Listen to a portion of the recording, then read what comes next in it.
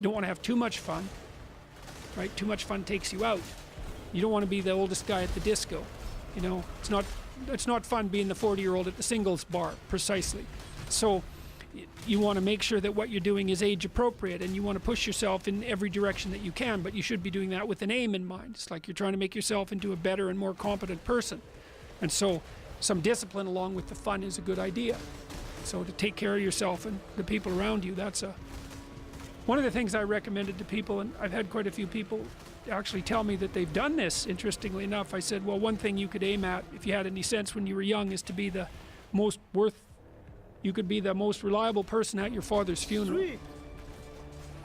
And so I think that's a good challenge, and I had a bunch of people come up to me in this last tour and tell me that that's exactly what they did. These were often young guys, you know, like before 20. Said, my dad died suddenly, or, you know, he died after a year's illness, and it was just taking me out. And no wonder, you know. I said, I was listening to your lectures. You said you want to be the most reliable person at the funeral because everyone else is grieving, and what the hell else are you going to do? He said, that's what they tried to do, and that got him through it. So, no, that's part of that, picking up that load as far as I'm concerned. You get a little self-respect out of that too, in a real sense, right? Because, you know, you're this sort of sad, suffering creature that's capable of a fair bit of malevolence, but if you find out that you can carry a heavy load and take care of yourself and have a little left over for some other people, then you can wake up at 3 in the morning and think, well, man, I could be worse. And this is not a political perspective. This is a positive, constructive way of looking at how to navigate the world. But when you break down these sort of behavior types, whether it's the people that generally support socialism or socialist ideas, or they're anti-competition versus people that are pro-pushing yourself, they fall into these right-wing, left-wing sort of paradigms in this really weird way. That, I mean, I don't... Well, especially that, I think that's especially true on the radical ends, but yes. I think you get that on the radical right too, because you get people who are collectivist in their fundamental orientation, you know, and they're trying to take undue credit for who their racial ancestors were, or they're okay. What I would say with the political issue is that I think that you can build decent, responsible people who are on the middle right of the spectrum and the middle left, you know, because I think that you can have left-wing political beliefs that are genuinely aimed at aid to the dispossessed without being resentful of the hierarchies and without contaminating it with jealousy for the successful.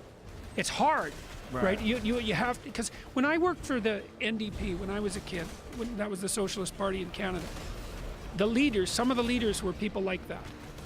Like a lot of the low-level party functionary types, they were the activist types that you still see today, and they're mostly resentful. I didn't like them at all.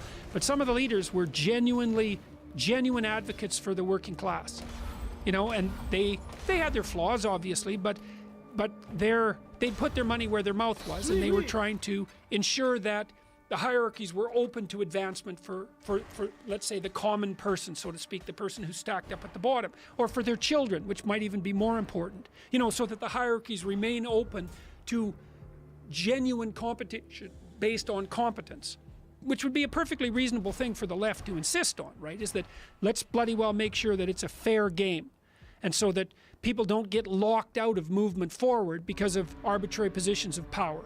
Right. And that's a reasonable part of the discussion. So I think if you build better people, you can build better people on the left and on the right. And people that are going to appreciate that rules to the game are better for everyone. They're better for the people that win. They're better for the people that are coming up. They're better for everyone. Yes, if that's right. You have to have real structure and real rules. Yes. And that you're better off being a guy like Wayne Gretzky. Yes. Better off being a guy who's respected, who plays the game correctly and just does his best and really truly becomes a champion and loved by all because of it. You're better off in every way. Right. Right, and that's the most stable. The other thing that's so cool about that, so imagine this. This is the antidote to moral relativism. Okay, so the first thing is that there are real problems, and hierarchical organizations can offer real solutions, socially and personally. So you can confront the problems courageously and you can solve them. So that's real. It ameliorates suffering and limits malevolence, and so there's nothing morally relative about that. The second is that sense of meaning that we discussed. That's not some philosophical second-order consequence of thinking. It's way deeper than that. That sense of meaning tells you when you're... Vygotsky, the Russian psychologist, called that the zone of proximal development, which I believe is where the phrase the zone came from. And so in the zone of proximal development, this is what adults do with children, little kids that are learning to talk. Adults automatically talk to little children who are learning to talk at a level that slightly exceeds their current vocabulary. They do that without even knowing it. And that puts those kids in the zone, right? Because if you just talk baby talk to kids, then all they learn is baby talk. And if you just talk like an adult, then they don't understand a word you're saying. So you find this happy medium in between where the kid mostly understands what you're talking about and that you're pulling them forward. So that puts them in the zone. And that's a meaningful zone. And so you can feel the operation of that zone in your own life. That's what the Taoists are on about, because they say, well, Tao is the way, right? And that's the pathway between chaos and order. That's meaning. And you can feel that in your life when you're deeply engaged in something. Like, we have deeply engaging conversations, okay, which is part of the reason that we keep having them, and I think why they're popular. And we're not paying attention to how the clock is ticking or how time is flowing or even to the fact that we're doing what we're doing. We're just having a conversation.